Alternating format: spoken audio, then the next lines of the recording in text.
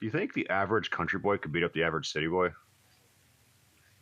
Real country boy, or one of them, their country boys. See, now we're already thinking about it too hard. Because we could divide the city boys further too, like a Chicago city boy or a New York city boy. Well, they're both city boys, so that's like honestly the same tier in my head. I was kind of thinking that. If that's the same tier.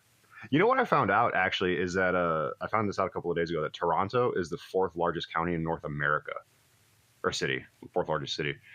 It's Mexico's by population. It's Mexico City, New York, L.A., Toronto. It's got almost 1 million more people than Chicago. That's weird as shit. You don't hear nothing about that.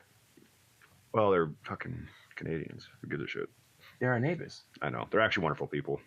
I talk shit about them, but literally our next door neighbors to the east. The Great Wide North. certainly in the north.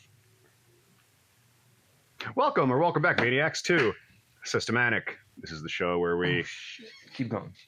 This is the show where we pick topics from a previously selected set. We have over 20 topics, I believe, we're going to be choosing from. We're not going to get through all of them today. Whatever topics are left over will be they will be ready for selection next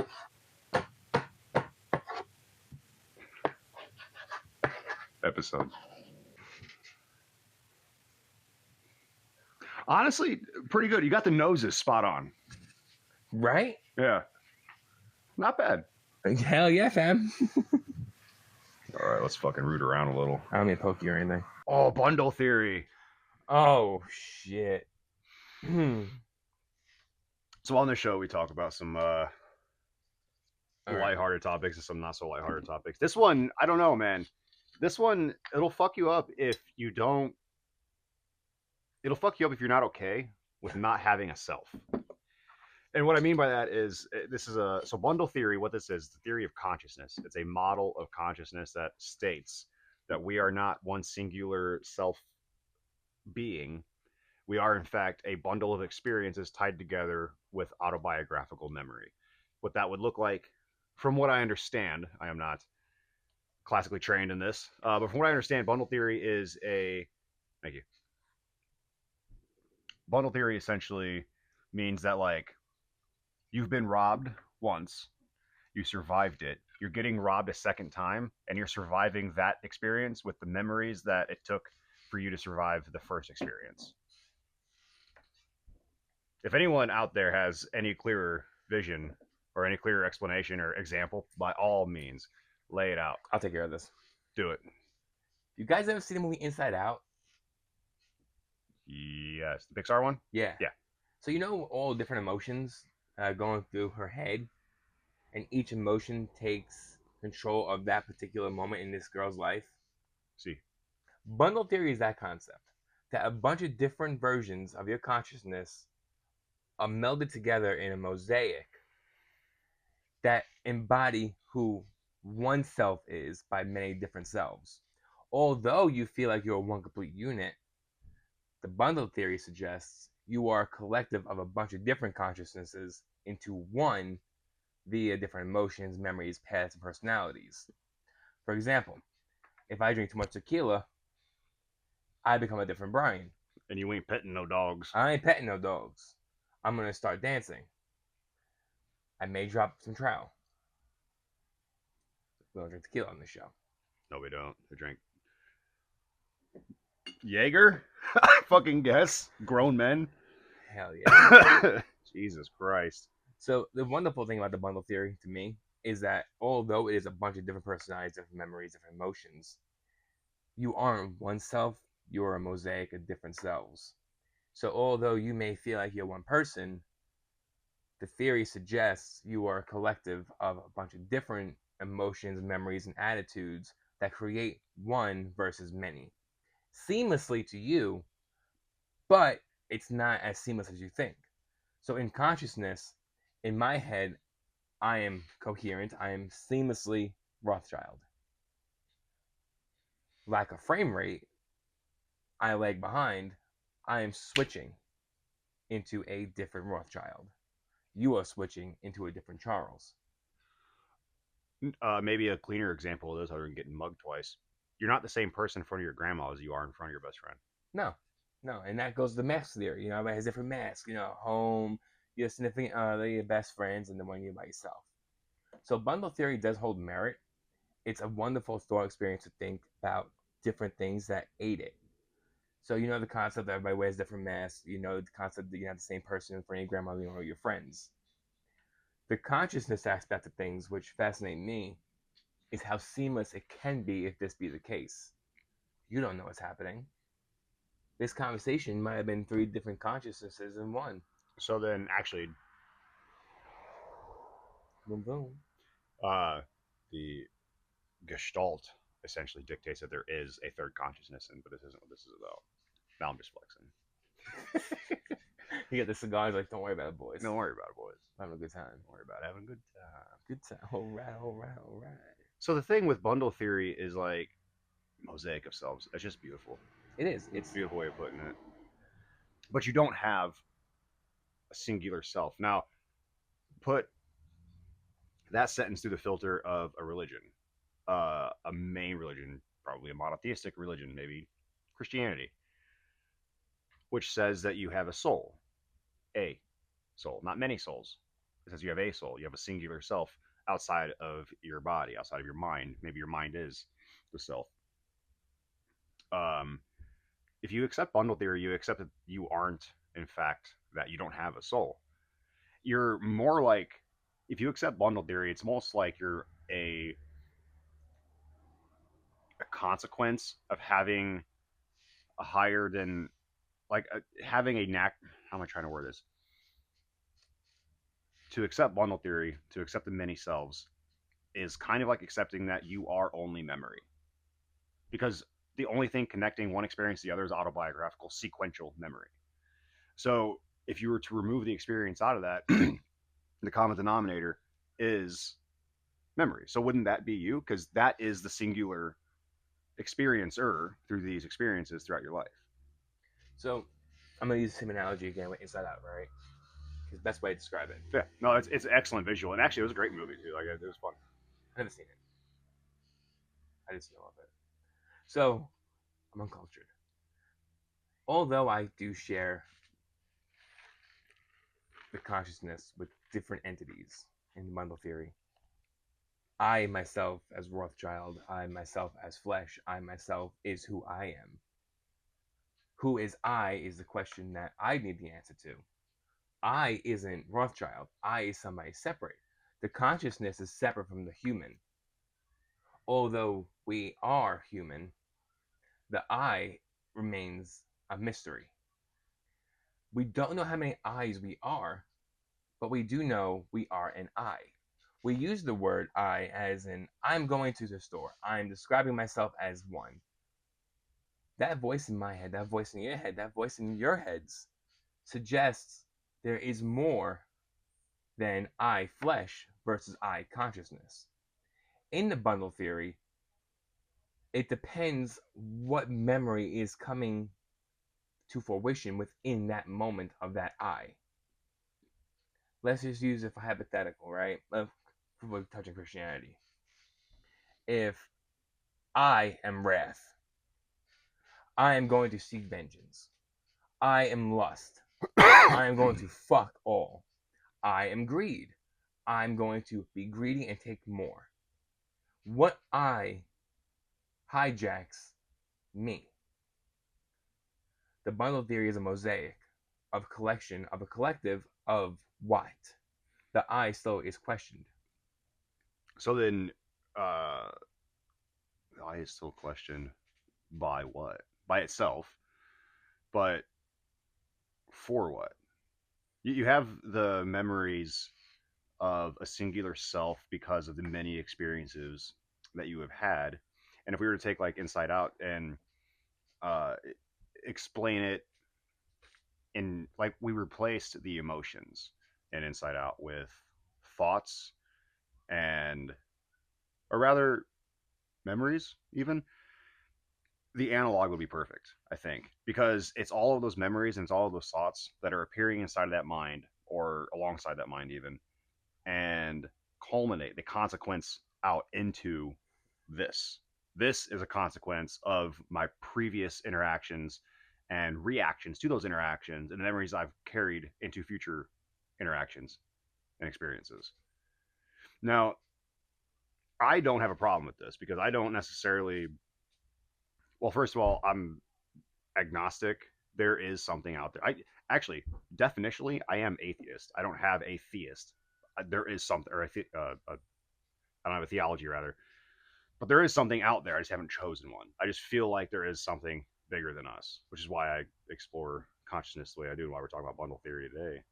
So I'm not necessarily in the camp of we have a soul, we have one singular self, and I think when you go to like you expand out into like a collective unconscious theory of consciousness, where we all share the same singular disembodied consciousness, we just are experiencing life in 11 billion different ways, but it's all being reported back to the same God, if it, as it were, the same us, the same I, the same me. So what if bundle theory? It doesn't teach this, it doesn't mention this, but what if bundle theory? Again, we use a Christianity example here. It's the easiest thing most people know about Christianity. What if bundle theory itself is a form to conjoin those Twins, conscious? forever threesome. It's not weird if you don't make it weird, baby. Life hack. You ever want to have a threesome for the rest of your life? Marry conjoined.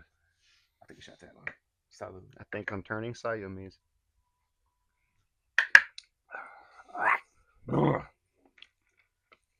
Working something profound here. Hold on. Pending profanity. All right. So again, Christianity as a footnote here. We're gonna take the different eyes, right? Again, 7 deadly sins.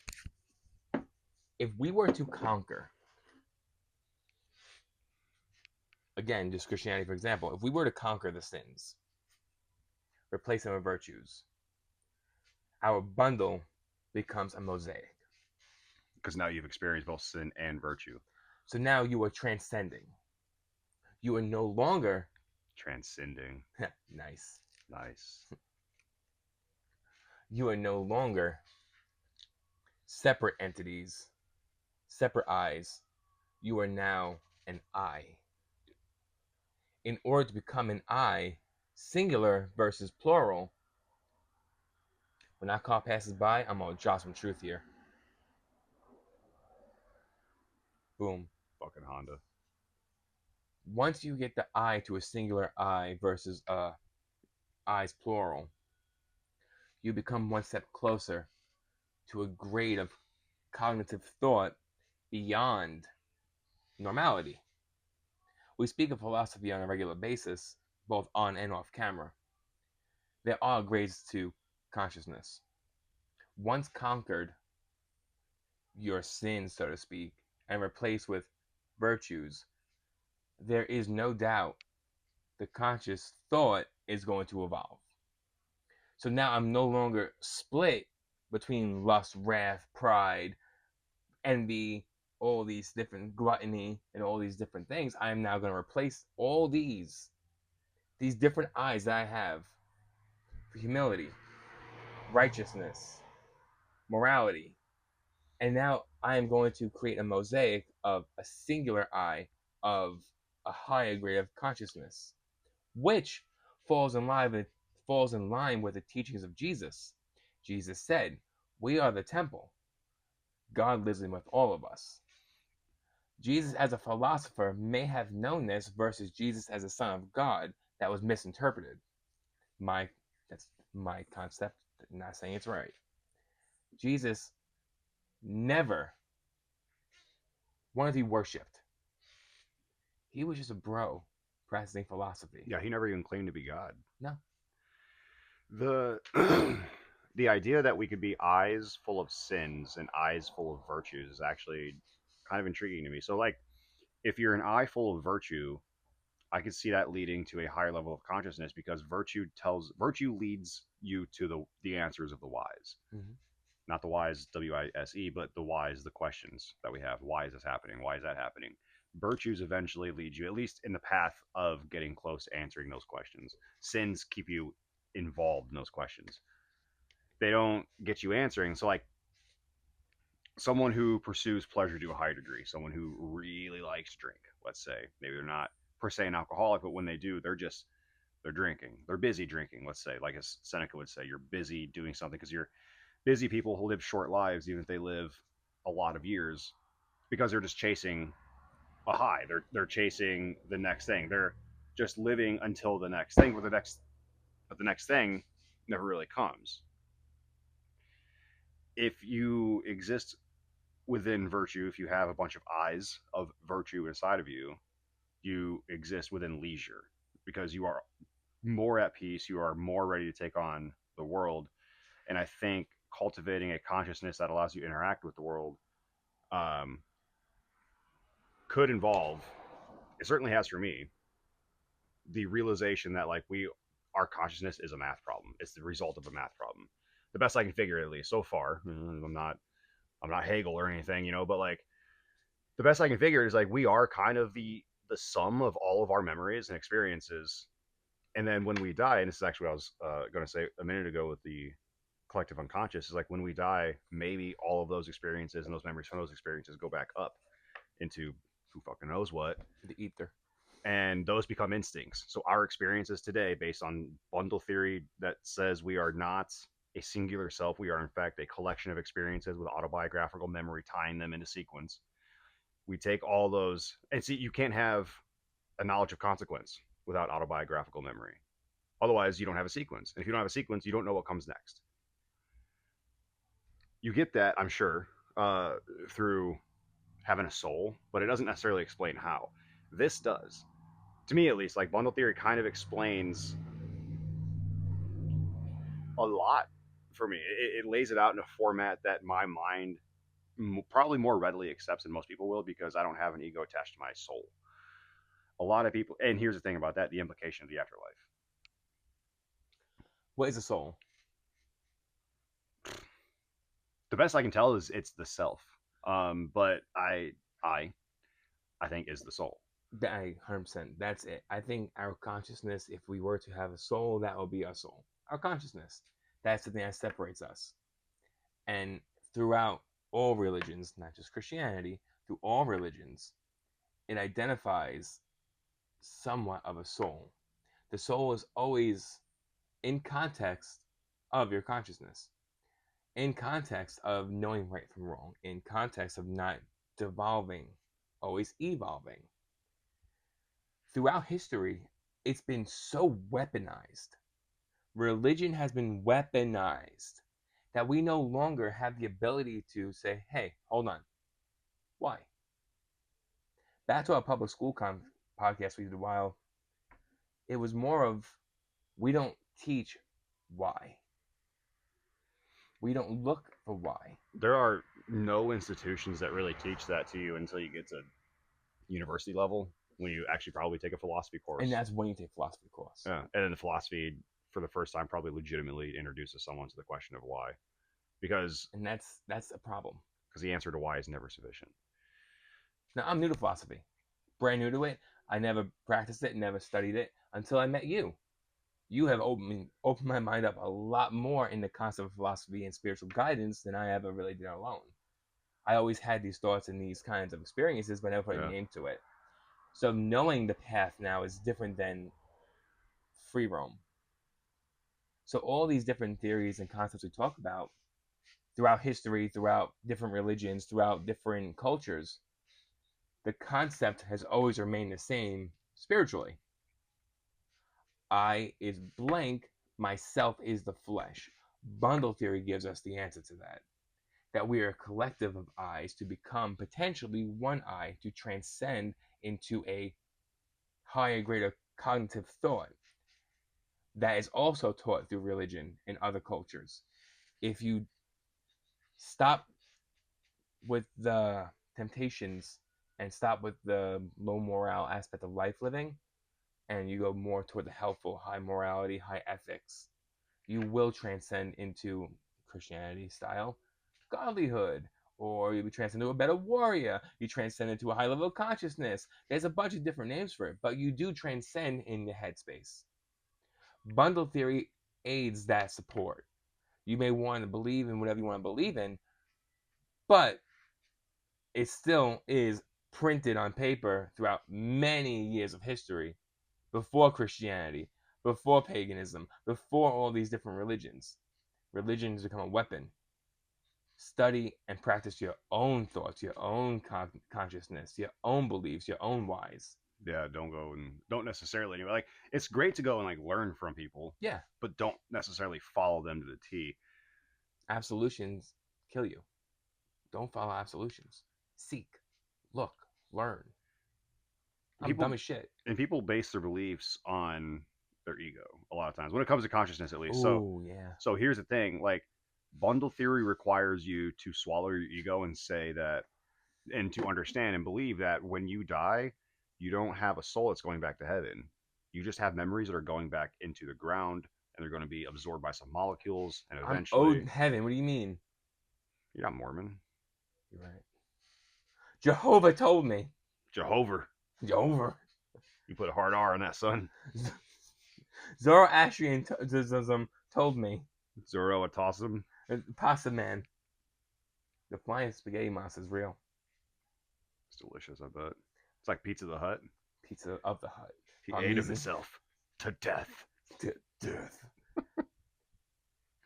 Yeah, definitely getting rid of the ego is one of the most important things, especially in this concept. It's such a fun concept. I love the bundle theory. I really do too. And like, if you do have that singular attachment to a singular self and a singular soul, you will have a hard time accepting bundle theory. You just will, because it requires you. It requires you. Okay,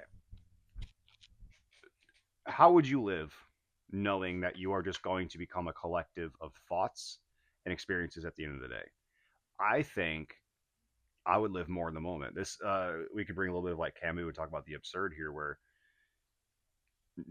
we kind of like it. It brings to light that nothing matters in the end. But no, because nihilism is nothing matters right now, right this second. Kill yourself. And I can prove to you nihilism is useless. Kill yourself right now. And you didn't do it. Why didn't you do that? Well, right there is why nihilism doesn't work. We're going to edit that out, guys. Don't kill yourself. We love you. Please subscribe. Yeah, you can't subscribe if you're dead unless you do it first. JK. Unless. Sub, though. So, when you like, I think if we were to spread bundle theory in a serious way somehow, not instantaneously, but in a fast way, and people started buying into it, I think it would cause some chaos because they would be like, "Oh, there's no afterlife now. I don't have a soul." Like, well, that's not necessarily it. Maybe it is, maybe it isn't. But regardless, I think that there's an opportunity to look into bundle theory and see the chance to go, oh, okay, so literally nothing matters in the end, but we're not in the end right now. We're right here right now. So right now is quite literally all I have. The as Stoicism would teach you, the future has not happened yet, and the past no longer bothers me. Something along those lines. I forget. I think it was Seneca that said that, and maybe Epictetus is one of those fucking guys though. And my point is, I think bundle theory has made me a little more present. It's also kind of like shaking me up a little bit. You know, like it's not been all rainbows and butterflies accepting it and taking it seriously. And that's one of the things too is these ideas, at least for a little while, you have to take them seriously in order to really get the most out of them. Like I don't have to subscribe to bundle theory for the rest of my life, but right now I do because it's just fitting where my mental and like mindful vibe is right now. And so I'm like, all right, well, this is attractive to me, so let's see the meaning in it. And I did the same thing with Stoicism when I started taking that seriously roughly a year ago. So it's like you take these ideas seriously as far as you can practically take them, and then you find another idea to take seriously. And then you eventually create a bundle of memories that is wise in the end and virtuous, and you transcend that way. I love that. I don't think I I don't think the concept of bundle theory deletes the concept of a soul. It destroys, I'm using the word destroys, it obliterates you and me. It makes me point at trucks and get out of here. it makes me nothing. I'm a vessel. You are a vessel. The thing occupying our vessel is I, the collective I of the bundle. It is up to you and me, not I, but you and me, to make sure our bundle is living up to expectations for others around us, to make sure we live as virtuous and as helpful as possible within our ethical code, within our moral guideline. Although I may not be existing, me may not be existing, it's our moral obligation to further pursue the knowledge of me, the knowledge of I, not just to myself, but people around us. So you don't exist. I don't exist. You don't exist. You guys aren't real. You guys probably don't know that. You're literally not real right now. Hi, camera 3. Tripods. What you think? You're funny with your 3 feet? Nerd. Fucking nerd. Where's that going with that? Shit. We can keep bullying them if you want. Well, I don't want to bully our audience unless they like it. I mean, if you guys want to get bullied, we could do that. So if you are nothing and I am nothing, under bundle theory, it could be argued that we are nothing but an expression of ideas. So if you express sinful ideas, you're chasing the booze all the time. You're only ever going to be as good as that idea is. But if you're chasing justice all the time in the virtuous way, not in the legal way, then you're going to be fair and you're going to be expressing, you're going to live with justice. Justice, rather, will live with you and you will express that based on the I you are able to choose because you understand that you have no singular I. You get to pick and choose your eyes. And the identities too. I love that. And yeah. I love that. So you get to pick to be a sinner, you get to pick to be virtuous. They're not easy choices, but they are choices you can make. The minute we're able to transcend our thought based off of what's right versus selfishness and self-gain, that is when the human collective, not me or you or me, the human collective is able to do better for the collective versus oneself. I is for all, me is for me. I is trained to do what I needed to do if I train I that way. If I is going to be chasing, lusting, wanting, gluttonous, 100 pounds overweight, I is no good. But if I'm able to step back and say, hold on, although this does not benefit me, this benefits the collective. The collective is I, therefore the mosaic of I. God, that's beautiful. Fucking so sexy. God, fucking do salute, man. Yeah, I'm gonna have to boost that on the mic for sure.